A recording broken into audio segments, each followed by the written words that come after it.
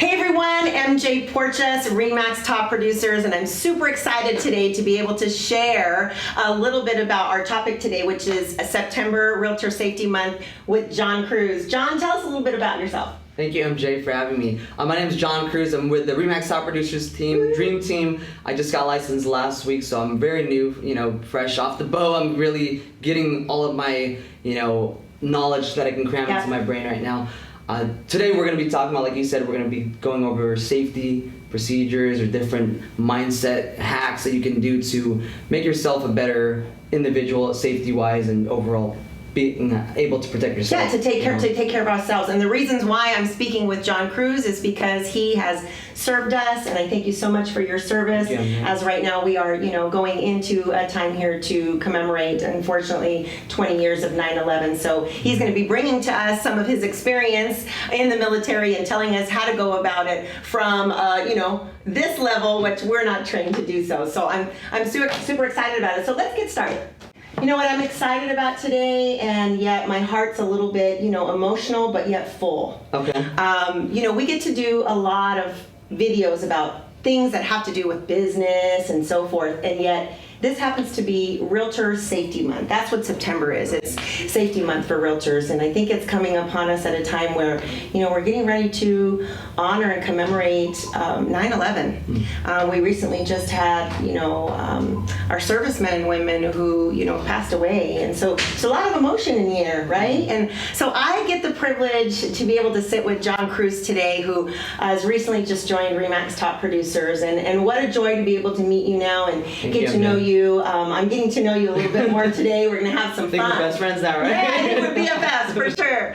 But it's Realtor Safety Month, and I learned recently that you have served for our country, so thank you for your service. And I want to learn a little bit about that as we talk about awareness with what we do as realtors. I know that right now our world doesn't seem really safe, John. No, it's crazy right now. Yeah, it's a really crazy world, and yet we have to be mindful of our surroundings at all times. It just seems like. It seems like as parents, just as individuals all around, but we're dealing with people sometimes that we don't know, that we haven't met. We get leads on the telephone that we want to help and support, and yet, wow, we don't know, who they are, what their background is, perhaps like even your background that you're going to share with us.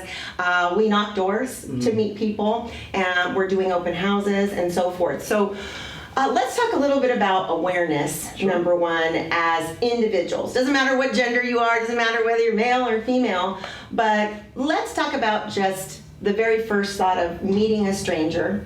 And if you can give us a little background about your military and just what you were taught and how we can bring that to ourselves as individuals. Of course. Thank you, MJ, for having me. So I guess I'll go over my background first. So I'm prior military. I'm still serving right now. I did 10 years overseas. I was in Italy, Turkey, Germany. I started out with my boot camp in Texas. My background is in law enforcement and force protection. So what that entails is we do a lot of, for one, security of the installation of personnel property. One of the biggest things that we were in charge of in Italy and Turkey, we protected a lot of protection level 1 assets. So these are like nuclear assets, anything within that world, that industry. And we were really, sharp with asset recovery. So we always had to be on call. We had 6-ring standby. You can't drink, no alcohol. And you got to really be sound in mind to where if you get that call, you're going to have to report to the Army, arm up, and go out there and recapture that asset, because that's America's #1 asset. Sure. So that was what I started out my career in. I'd say the first 7 years I was stuck in that world. So it was no fun, no bueno. A lot of inspections, a lot of high ops temp, a lot of stress. But I think I'm glad I started with that, and then kind of transitioned to where I was at in Germany. Germany was more of the force protection of just the installation, more law enforcement, not so much those heavy assets. So you had a little more time to breathe, more time to spend time with family, more time to really, improve yourself. But the security there was still very strict. We were in Germany, so we were working with the NATO alliance. So it was really cool in that aspect to where you got to see how the rest of the world operates. You're not just working with U.S. military members. You're working with German members. You're working with Italian members. I was working with Dutch members. Wow. On my flight, there was about, I want to say, 6 of us. So I was the only American on my flight. And we had German guys, we had Dutch guys, we had Italian guys. So I thought that was so cool working in that dynamic in such an international environment, because it really has you step outside of your comfort zone. Yeah. And you really, I think, have to know how to communicate with other cultures out there. Because, you got to understand that they're coming from a different lens from what you're aware of. And I think that translates into business so much, where we can go down. It does. I mean, you're talking about stuff that we don't talk about. We're not talking about international security, but you did touch on a couple of things, like the dynamics of working with different cultures. The awareness of just the security, our own security, but. John, I mean, we're not thinking about that in real estate. Now you're bringing this into the real estate world, right? With a heightened awareness that I don't have, okay? You have that knowledge and that background, and I'm hoping that you can help bring that into now what you're doing in real estate and help all of us to be a little bit safer, right? Of course. So, man, I just would love to know what it's like to live in Italy. But that's cool. Coffee's always good. Pizza. So let's talk about, you get a lead, okay? So we're making a lot of phone calls. We buy leads, right? No matter where you're getting the lead. And I'm gender specific, so it doesn't really matter whether you're a male or female. I'm going to meet a stranger. With your heightened awareness, help us to understand, as that individual that doesn't, I don't have a license to carry. I'm not a self-defense guru, and I don't have a black belt or anything like that. Some people may. We can get you there. Yeah, and I think that's also the awareness I want to bring to the table of the different things that we can do to actually get better, because we are working to get better in our business and to protect ourselves. But so we get a lead, and we're going to go meet somebody we've never met before, right? Let's use the scenario that it is a vacant property. Can you give us some ideas of what we could be doing, male or female, on just what we should be thinking about? Of course. So my partner and I actually ran into this yesterday. So someone had texted my partner, and they wanted to see the property. It's a vacant property, and he doesn't even know who this agent is. It's a random number, and he's like, "Okay, John, how would you play on this? What would you do just to verify the person is who they say they are?" So the person sent their business card, which I'm like, okay. You and I were saying, anyone can do that. So I was like, hop on a FaceTime call with that person and verify, hey, is this picture, the person you're talking to, the same person? And when you're talking to them, you can kind of get those feelings like, okay, this person might be genuine. But then we also have those resources, such as like if they're actually a licensed agent, get their DRE number, look them up in the system, and it actually shows your address and everything, which is kind of scary. So that's another thing to be mindful of too. So I don't know if a lot of agents are aware of that. That's something I'm trying to actually change mine right now too. Oh my gosh, but you just said something that's cool. You actually brought up an agent. I mean, I wasn't even thinking so much as the agent, but you brought that up too. We're going to also meet leads that are pretending to be buyers and sellers, right? But I mean, you just said something like, why are we not verifying who people are? I think we tend to think, well, if I do that, they're probably not going to want to work with me because I'm asking them to tell me who they are. We don't want to hurt feelings. And we don't want to hurt feelings, but yet I'm going by myself out to maybe an area I've never been to those surroundings and stuff like that. So you guys should take notes, because you never know what might just be a golden nugget for you. So let's say it's the buyer or seller. Would you do the same thing? I would say for that it's a little different. And in the military, we had a quote where we'd always say, trust but verify. Because you always want to trust the person. You want to trust the person, hoping they're a good person, but you want to still verify it too, that they are who they say they are.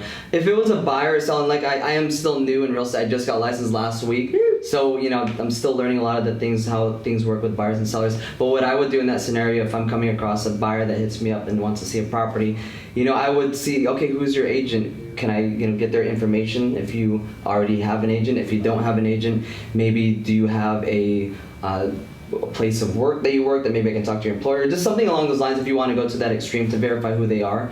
Maybe even social media, see who they are. You can verify from their profile, stuff like that. Everyone's on social media nowadays. Maybe if it's look them up. Maybe right? it's my grandma. Look each other up, right? Maybe my grandma doesn't have an Instagram or a TikTok or a Snapchat. But usually everyone's on social media, so that's what I would do, is just verify who they say they are.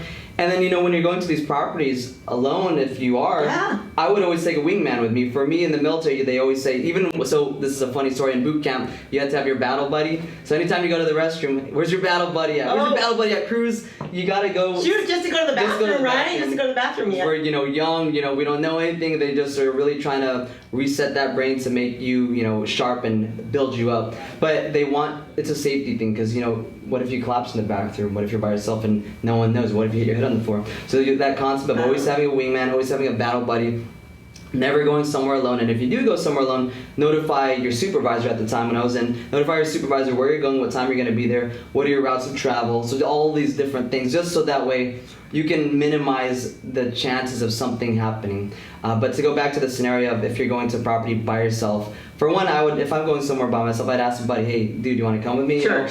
Just to meet these clients. I've never met them before, especially if you're getting that weird vibe off of them.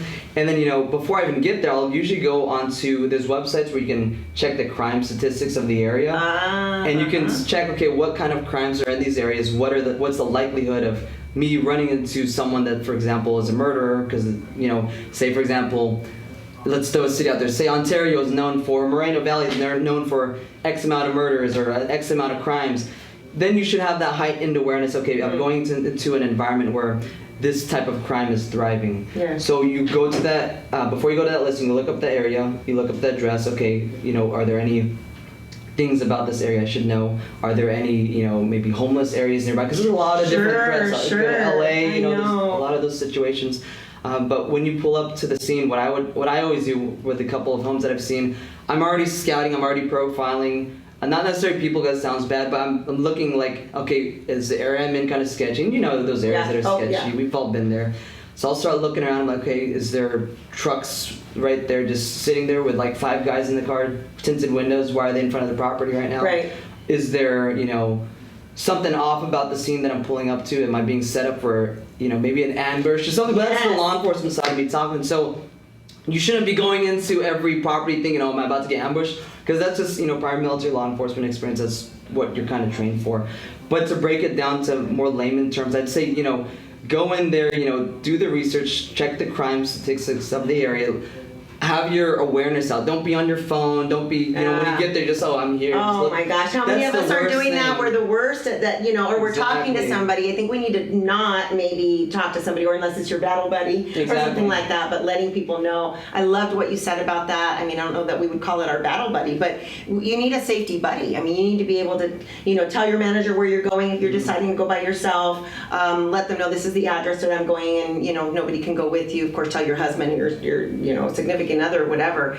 But it is the heightened awareness. I don't think we do that. I think we just kind of, we pick up and go. We get a hot lead and we're like, I'm going. I'm not thinking about it, But yet our safety needs to be at a higher level right now. Unfortunately, we're just in different times where we have to be thinking about that. And so, I'm loving everything you're saying from that perspective, because it doesn't matter, we don't want to feel like we're going to be ambushed, but there are people that do plot stuff, especially we were talking about vacant house, and they're thinking about that, and that even goes into open houses, right?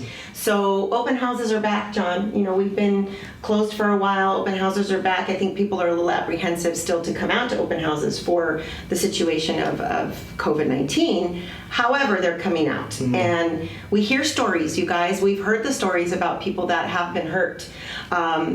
And doing open house by yourself, you even mentioned going to the bathroom by yourself, and you're concerned that you might hurt yourself or you might faint in the bathroom. And I'm thinking, what if you don't feel well? What if something happens and you're by yourself and then somebody comes in? So let's say, for example, you are going to do your open house by yourself. You're in an area what you're not familiar with, but you're like, I think I'm going to be okay. And there's this odd feeling that somebody's coming in, and there's a 2-story and whatever. So can you give us some ideas of what you would do from your background? Like what could we be doing? Okay, so actually I had a open house I did, I want to say it was a week and a half ago or 2 weeks ago. I went to the property, I think it was in Anaheim. It was quite a while, some time ago. And when I pulled up, I did all those things I talked about. I looked up the areas, what's the crime in the area. When I'm pulling up to the scene, are there sketchy characters around? Is there a truck sitting there? When I get there, I park in a vantage point to where if I need to escape and if I need to get the hell out of Dodge, I can quickly get out. Wow, So yeah. you'll notice a lot of first responders, military, even firemen. They always park the car in reverse because why you take the extra second, park the car in reverse so you can get the hell out if you need to really fast. Because if you're parked, just pulling in, you're gonna have to run into your car, open it, put it in reverse, try to get out, then go out. Whereas if you're parking forward, just that one little thing, you can get out so much faster. So I'll always park, facing in a direction where I can get out the easiest. There's no areas that are blocking me, And then I always try to know how far am I from the house? How not exactly how many steps will it take to get to the door? That's kind of going over extreme. Yeah. But am I close enough to where I can get to my car if I need to get out of there? And then when you finally get in the house, what I normally do when I first got there, I would, check the house first, obviously turn the lights on, make sure everything's presentable, whatnot, what we do as a real estate agent.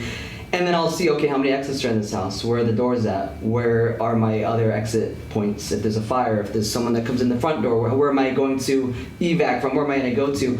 So, I had that front door where you could see everyone coming in. There was a window right there too. So as they're coming up, I'm already kind of gauging, okay, there's a family right here, okay, you're kind of profiling. It's just the nature of the industry. We all do it. Yeah, we all do it. We don't want to, but it's subconscious. You're doing it. Yeah, it's natural. So as people are coming up from the window, you can see, okay, this amount of people come in, and you only let a certain amount of people in the house, especially with COVID and stuff. Sure. And then you get to know them, get some feelers, ask some questions, and I guess you're really taking a big risk by going to the house by yourself, but it's just part of the job. You can't be scared. You can't live in fear too. You gotta still go out. I think that's like the whole thing. I mean, we're talking about safety, realtor safety. The fact that we even have a month that we talk about it is because we need to. Mm-hmm. I don't want to live in fear. I think we're all tired of the whole thing, but yet there are things to fear. Yeah. There are people to fear and situations to fear.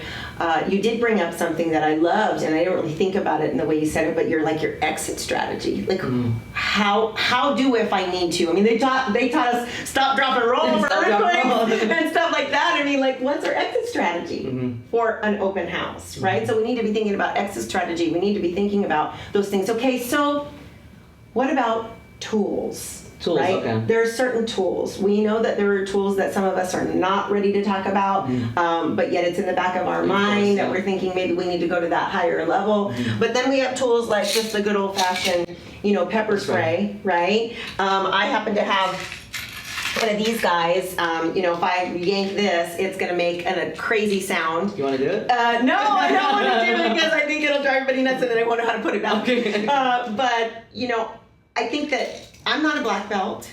I don't have that. I might feel that I'm not as strong. I know that there's certain things that we can learn, and we're not going to get into all that right now. I mean, really, I like having a conversation with someone with your background because, it's just things we don't think about every day. But even if I don't have a black belt, I know that there are tools. So can you talk to us a little bit about just different tools and maybe just the natural stuff that we can be doing? Yeah.